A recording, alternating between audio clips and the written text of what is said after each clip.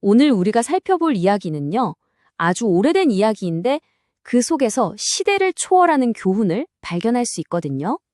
희망, 역경, 그리고 정말 생각지도 못한 순간에 찾아오는 도움에 대한 이야기. 자, 한번 제대로 파고 들어가 볼까요? 이야기의 시작은요, 정말이지? 칠흑 같은 절망, 그 한가운데입니다. 남편의 두 아들까지 모두 잃고 텅 빈 손으로 고향 베들레헴에 돌아온 나오미. 그녀는 자신의 심정을 이렇게 토해냈죠. 전능자가 나를 심히 괴롭게 하셨다. 자기 인생이 너무 쓰디쓰다고 말하는 거예요. 보세요. 바로 이 지점이 우리가 오늘 이야기에서 마주해야 할 가장 깊은 감정의 골짜기인 거죠. 근데 말이죠. 나오미가 전혀 몰랐던 사실이 하나 있었습니다. 그녀가 그 영적인 방황의 땅, 모압에 있는 동안에는 정말 보이지 않았지만요. 그녀의 고향 베들레헴에는 이미 해결책이 조용히 숨겨져 있었다는 거죠. 바로 보아스라는 인물입니다.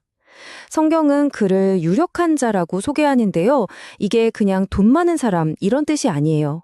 재력은 물론이고 사회적 지위, 그리고 무엇보다 인품까지 존경받는 그런 사람이었다는 의미입니다. 여기서 정말 흥미로운 지점이 뭐냐면요. 이 보아스라는 인물, 그러니까 하나님의 은혜가 이미 그곳에 존재하고 있었다는 거예요. 나오미가 그 방황을 끝내고 돌아왔을 때 비로소 그 모습이 드러났을 뿐이죠. 아니 그럼 이 보아스라는 사람은 도대체 어떻게 그렇게 대단한 인물이 될 수 있었을까요? 그의 배경이 좀 궁금해지는데요. 한번 같이 따라가 보시죠. 사실 보아스의 이 막대한 부는요, 아버지로부터 물려받은 겁니다. 그의 아버지 살몬은 목숨을 걸고 여리고성에 들어갔던 정탐꾼이었어요.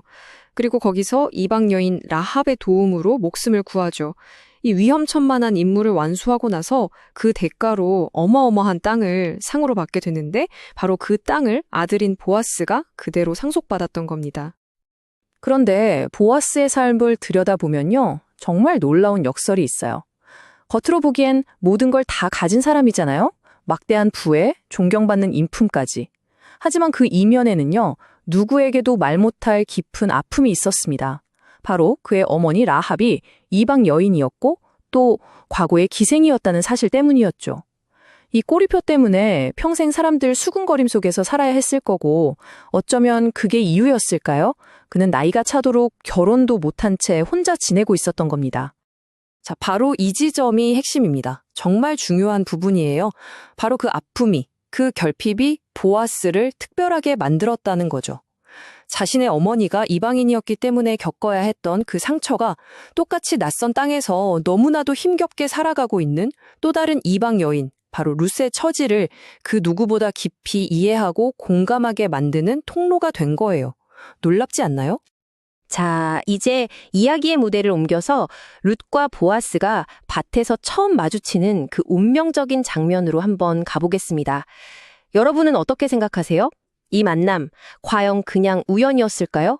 아니면 그 이상의 무언가가 있었을까요? 성경 본문을 보면 굉장히 재밌는 표현이 나와요. 룻이 우연히 보아스의 밭에 가게 됐고 마침 그때 보아스가 도착했다고요. 언뜻 들으면 그냥 운이 좋았네 하고 넘어갈 수 있는 부분이죠. 근데 정말 이게 그냥 운 좋은 우연의 일치였을까요? 이 질문을 한번 던져봐야 합니다. 여기에 대한 대답으로 정말 기가 막힌 통찰이 있습니다. 보세요. 우연이라는 건요, 우리가 어떤 길을 걷고 있느냐에 따라서 그 의미가 180도 달라진다는 겁니다.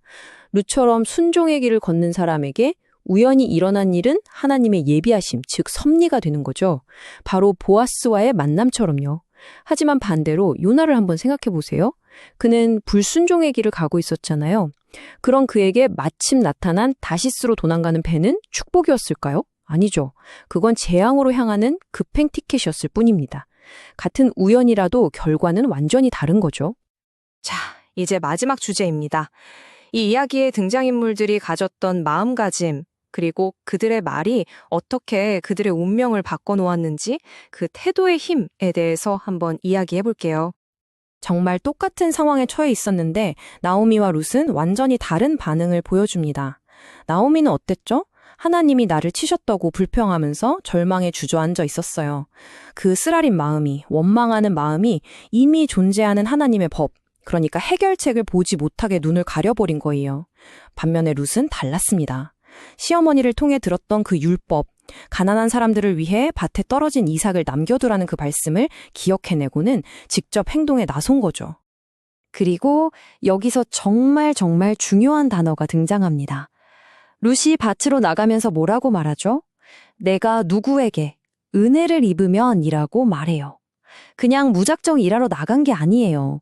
처음부터 은혜를 찾겠다는 마음, 은혜를 발견하겠다는 기대를 품고 나선 겁니다. 그리고 보아스를 만났을 때도 보세요. 그 친절 앞에서 아니 이방 여인인 저에게 어째서 이런 은혜를 베푸십니까? 라고 묻잖아요. 자기가 받은 호의를 당연하게 여기지 않고 이걸 은혜로 인식하고 있다는 게 너무나 중요합니다. 심지어 대화가 끝날 때까지도 그렇죠. 내 주여, 내가 당신께 계속해서 은혜 입기를 원합니다. 라고 말합니다. 보세요. 계속 은혜잖아요. 결국 마음에 가득한 게 입으로 나온다는 말이 딱 맞죠. 이 이야기는 우리에게 아주 강력한 메시지를 줍니다. 은혜를 구하는 사람이 결국 은혜를 발견하게 된다는 것. 생각해보면 그 당시에 밭에 나가서 남이 흘린 이삭을 줍는다는 건요. 나는 이렇게 가난하고 비참합니다. 라고 온 동네에 광고하는 거나 마찬가지였을 거예요. 정말 부끄러운 일이죠. 하지만 룻은 그 부끄러움 때문에 은혜의 자리로 나아가는 걸 포기하지 않았다는 겁니다. 자, 이 모든 이야기가 오늘 우리에게 이런 질문을 던지는 것 같아요. 보아스가 자신의 가장 큰 아픔이었던 출신의 비밀을 통해 룻을 깊이 공감하고 도울 수 있었던 것처럼 지금 당신이 겪고 있는 그 아픔, 그 상처, 그 결핍은 어쩌면 또 다른 누군가를 위한 공감과 구원의 도구가 될 수 있지 않을까요? 한번 깊이 생각해 보셨으면 좋겠습니다.